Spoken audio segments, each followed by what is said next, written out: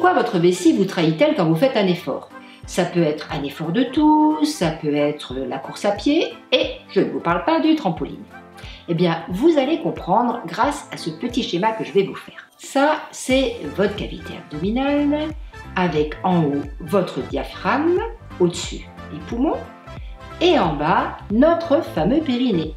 Ce périnée, ce sont donc ces muscles qui vont retenir la vessie à l'intérieur, et là vous avez la vessie qui va traverser ce périnée. Sur votre vessie, quand elle est encore bien haute, son sphincter se retrouve dans la cavité abdominale.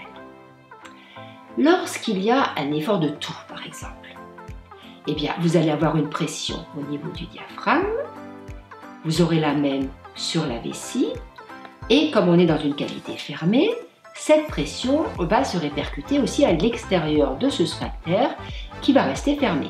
Là, tout va bien. Mais si votre périnée est insuffisant, si vous avez eu des gros bébés ou au moment de la ménopause, quand le périnée se relâche, eh bien, notre sphincter, il risque de descendre d'un étage et il ne sera plus dans la cavité abdominale.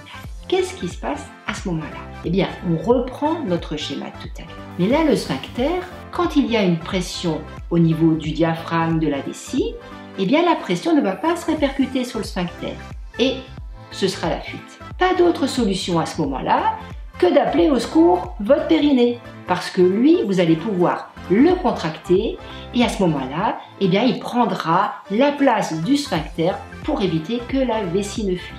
À un stade beaucoup plus avancé, mais c'est une autre affaire, on sait chirurgicalement remonter votre sphincter dans votre cavité abdominale, mais il y a plein de choses à faire auparavant pour éviter ce genre de désagrément.